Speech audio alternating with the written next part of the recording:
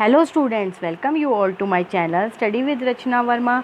और स्टूडेंट्स, आज की जो वर्कशीट है वो आपकी वर्कशीट 44 और हिंदी की वर्कशीट है सूरदास के पद की आपकी रिवीजन करते हुए चैप्टर है। और ये क्लास 10th के लिए है। स्टूडेंट्स, आपको अपना नाम यहाँ और क्लास टीचर का नाम यहाँ लिखना है और डेट है आपकी 14 अक्टूबर। स्टूडेंट्स, देख लेते हैं पढ़कर। पिछले जो आपकी वर्कशीट आई हैं यानी कार्यपत्रकों में आपने सत्र 2020-21 में सीबीएसई के पाठ्यक्रम में शामिल क्षितिज भाग 2 के जो पद्य पाठों पर आधारित कार्यपत्रकों का अध्ययन किया। उम्मीद है कि आप पाठ्यक्रम में शामिल अपनी पाठ्य पुस्तक क्षितिज भाग 2 के सभी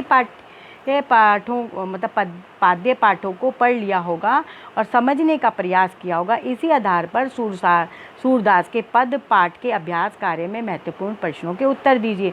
ये कितनी इम्पोर्टेंट वर्कशीट है, क्योंकि इसमें आपकी रिवीजन के लिए प्रश्न उत्तर दिए हैं। तभी मैं आपको हर अपनी वीडियो में कहती हूँ कि वर्कशीट्स को मेरे पढ़ाने के बाद आप खुद पढ़िए। अपना पढ़ा हुआ इंसान कभी नहीं भूल सकता और उसका अभ्यास कीजिए।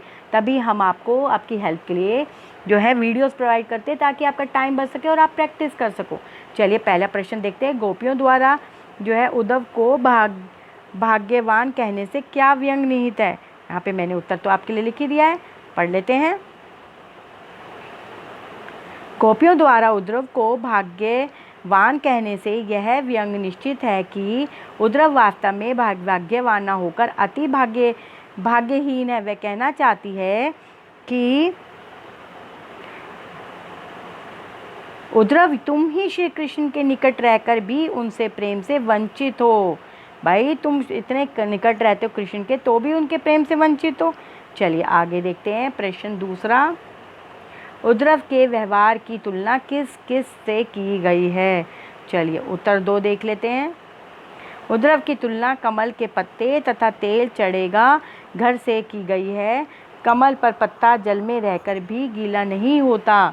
ठीक है, अगर देखिए कमल तो जल में ही रहता है तो भी उसका पत्ता गीला नहीं होता। तेल चुपड़े गागर पर पानी की एक बूंद भी ठहर नहीं पाती। गोपियों के अनुसार उद्धव तो कृष्ण के समीप रहकर भी उनके प्रेम से वंचित रह गए। चलिए प्रश्न 3 देख लेते हैं। कृष्ण के प्रति अपनी अन्यम प्रेम को गोपियों ने किस प्रकार अभिव्यक्त किया है। यहाँ पे आपके प्रश्न 3 है। उत्तर है, गोपियों ने कृष्ण के प्रति अपने अन्यस प्रेम को हारिल पक्षी के उदाहरण के माध्यम से अभिव्यक्त किया है। वे अपनों को हारिल पक्षी व श्री कृष्ण को लकड़ी की भांति बताया है। जैसे हारिल पक्षी लकड़ी को भी नहीं छोड़ता, वैसे ही गोपियाँ हमेशा कृष्ण को मन में बसा रखती हैं। चलिए कोई प्रश्न 4 देख लेते हैं बच्चों जल्दी से। गोपियों ने अपने वाक चातुर्य के आधार पर जो ज्ञानी उद्धव को परास्त किया, उसके वाक चातुर्य की विशेषता लिखिए। चलिए देख लेते हैं। उत्तर 4, भ्रम रगित आम लोगों की ब्रजभाषा में लिखे गए हैं। इनके छंदों में लिखा गया है ताकि आसानी से याद हो सके। भमर गीत संगीत में तथा अलंकारों में सुसज्जित हैं। चलिए आप अब आगे देखते हैं। प्रश्न नंबर 5वां, संकलित पदों को ध्यान में रखते हुए सुर के जो है भ्रम गीत को की मुख्य विशेषता बताएं। चलिए इसकी देख लेते हैं।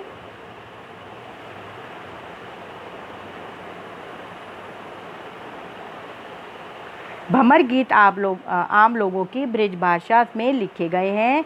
इनको छंदों में लिखा गया है ताकि आसानी से याद हो सके। और भ्रमर गीत संगीत में तथा अलंकारों से सुसज्जित होते हैं। चलिए उत्तर 5 देख लेते हैं। संकलित पदों को ध्यान में रखते हुए सुर के भ्रमर गीत की मुख्य विशेषता बताइए। तो हमने कर ही लिया है बच्चों। चलिए प्रश्न 5 था, जिस प्रकार उद्धव को गोपियाँ अनेक प्रकार के तर्क देती है, वैसे ही आप अपने जीवन के किसी एक घटना का उल्लेख कीजिए जिससे आपको अनेक तर्क देने पड़े। आपका उत्तर है ये रहा। मुझे विद्यालय के उत्तराखंड टूर पर जाने के लिए अपने माता पिता को मनाने के लिए अनेक तर्क देने पड़े थे। तो ये आपके उत्तर हैं। जो मैंने आपके लिए प्रश्नों को हल करते हुए लिखे हैं, ताकि आपका टाइम सेव हो।